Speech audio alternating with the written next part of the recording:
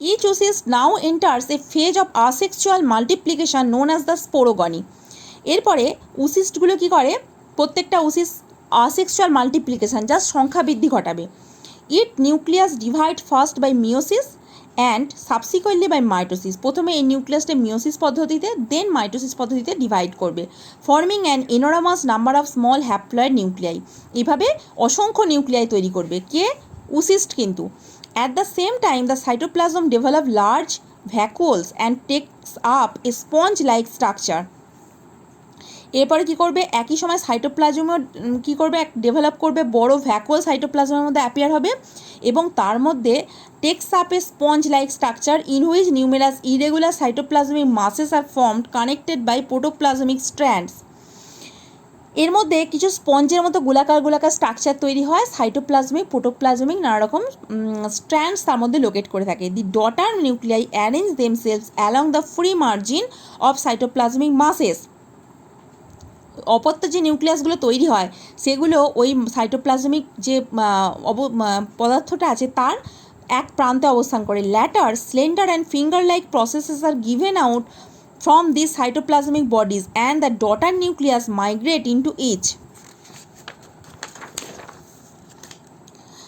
Then in this way about 10,000 minute slender and sickle shaped bodies, that is porozoite, are formed from each oocyst. তাহলে প্রত্যেকটা উসিস্ট ছিল কি গোলাকার দেখতে পেলে, এখানে স্টমাকের গায়ে লেগে লেগেছিল, তার ভেতর থেকে লম্বা লম্বা আবার সিকেল শেপেড, সেই প্রথমে বলেছিলাম যে স্টেজটা দিয়ে শুরু হয়েছিল স্পোরোজয়েড, সিকেল শেপেড কাস্তে আকৃতি বিশিষ্ট লম্বা লম্বা টাইপের ক্রিমি টাইপের একটা জিনিস, ওর ভেতর থেকে প্রায় এক একটা উসিস্টের ভেতরে প্রায় 10,000 মাইনিউট এরকম স্ট্রাকচার তৈরি হলো। Each sporozoite has tapering ends and broad middle part. এদের স্পোরোজয়েডগুলোর দুপান্তটা কী হয়, সূচালো, মাঝখানটা চওড়া। হোয়েন ম্যাচিওর উসিস রাপচার, এবার উসিসটা রাপচার করবে মানে ফেটে যাবে, and are separated from residual cytoplasm when look like a tangle mass within the oocyst. এখানটা দরকার নেই, রাপচার পর্যন্ত। These sporozoites are liberated into the hemocoel or body cavity of the mosquito. এরপর স্পোরোজয়েডগুলো তারা কী হচ্ছে, ফেটে যাওয়ার পরে ওই উসিস্টের ভেতর থেকে স্পোরোজয়েডগুলো বেরিয়ে এলো এবং বেরিয়ে আসার পরে তারা কোথায় অবস্থান করলো, ওই হিমোসিল মানে মশার তো দেহের মধ্যে এখনও রয়েছে, তাহলে মশার দেহের মধ্যস্থ আমরা ক্যাভিটিকে কী বলি, হিমোসিল, তাহলে মশার দেহ ভবনের মধ্যে মুক্ত হয়ে গেল। এরপরে বিং মোটাইল, এটা তো মোটাইল চলাচলে সক্ষম, they move to the different organs in the body of mosquito বিভিন্ন অর্গানে ওরা চলে চলে যেতে পারে কিন্তু। But many of them penetrate the salivary gland, তার মধ্যে কিছু সংখ্যক স্যালাইভারি গ্ল্যান্ড মানে কি লালাগ্রন্থির মধ্যে ছিদ্র করে ঢুকে যায়। In mosquito whole sexual cycle is completed within 10 to 20 days depending upon the temperature. মস্কুইটোর দিয়ে ঢোকার পর থেকে 10 থেকে 20 দিনের মধ্যে তারা মোটামুটি লাইফ সাইকেলটা কমপ্লিট করে। টেম্পারেচার বেশি থাকলে কিন্তু সুবিধা হয়, হ্যাঁ, লাইফ সাইকেলটা কমপ্লিট করতে, মানে এনভায়রনমেন্টাল টেম্পারেচার বেশি থাকবে, যে কারণে প্লাজমোডিয়াম কিন্তু ট্রপিক্যাল বা টেম্পারেট কান্ট্রিতে বেশি হয়, আগেই বলেছি। দি মস্কুইটো নাই বিকামস ইনফেক্টিভ, তারপর মস্কুইটো আবার ইনফেক্টিভ হয়ে গেল স্পোরোজয়েড ফর্মগুলো নিয়ে। According to one estimation salivary gland of a single infected mosquito may contain as many as 2 lakh sporozoid। বলছে কোনো একটা মশার স্যালাইভারি গ্ল্যান্ডে বলছে 2 লাখ মতো স্পোরোজয়েড থাকতে পারে। When a mosquito bites a healthy person, যখন আবার সে হেলদি কোনো পারসনকে বাইট করবে, then thousands of sporozoite are injected. একবারও একটা মশা কামড়াবে প্রায় কয়েক হাজার স্পোরোজয়েড তখন কিন্তু মশার দেহ থেকে মানুষের দেহে চলে আসবে, ওকে, সিঙ্গেল বাইটে। in his blood along with the saliva and start the cycle again। এরপরে আবার কিন্তু সেই সাইকেলটা রিপিটেডলি বারবার চলতে থাকবে। So this is the overall life cycle of the mosquito. Next এখানে দেখো প্লাজমোডিয়াম ভাইভ্যাক্স যে ডিজিজটা তৈরি করে, that is called benign tertian malaria, that is also called vivax malaria. Symptoms and pathogen, symptoms কী হবে, এর ফার্স্ট সিমটমস হচ্ছে ফিভার, তাই তো। Symptoms malaria first appear several days after the infection of the ম্যালেরিয়ার প্যারাসাইট ইন ম্যান। এবং এই যে ইনকিউবেশন পিরিয়ড যেটা আগেও বললাম সেটা একটুখানি এখানে পড়ে নেবে। অ্যাকচুয়ালি এখান থেকে শুরু হচ্ছে কোল্ড স্টেজ, হট স্টেজ আর sweating stage.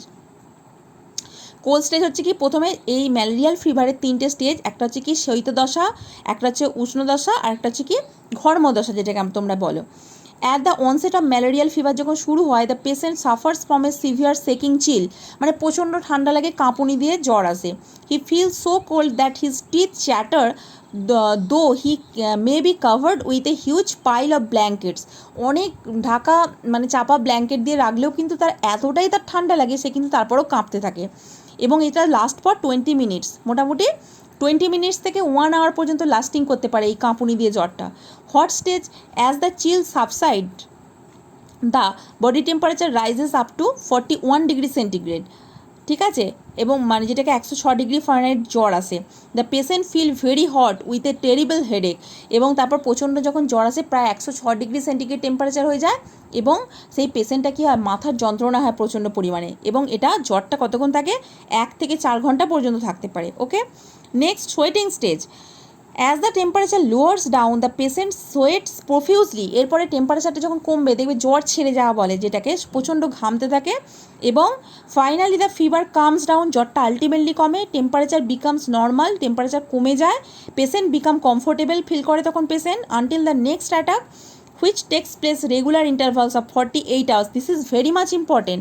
Benign tertiary malaria কিন্তু 48 আওয়ার্সে ছাড়া কিন্তু এরকম তীব্র জ্বর আসবে আর জ্বর ছেড়ে যাবে। In case of vivax malaria এটা হচ্ছে 48 আওয়ার্স ইন্টারভাল। হ্যাঁ, আচ্ছা, the total duration of the paroxysm is 6 to 10 hours depending on the spitz of plasmodium, মানে এই জ্বরের যে পুরো এই সময়টা কলটা, মানে এই যে প্রথমে cold stage, hot stage, sweating stage, এটা মিলিয়ে 10 আওয়ার্সের একটা ব্যাপার।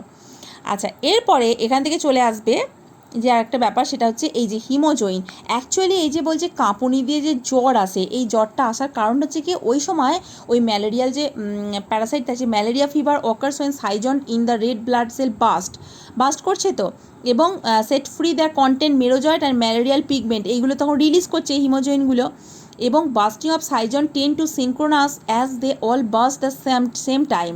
হিমোজয়িন is said to be toxic and so induces high fever and সিভারিং।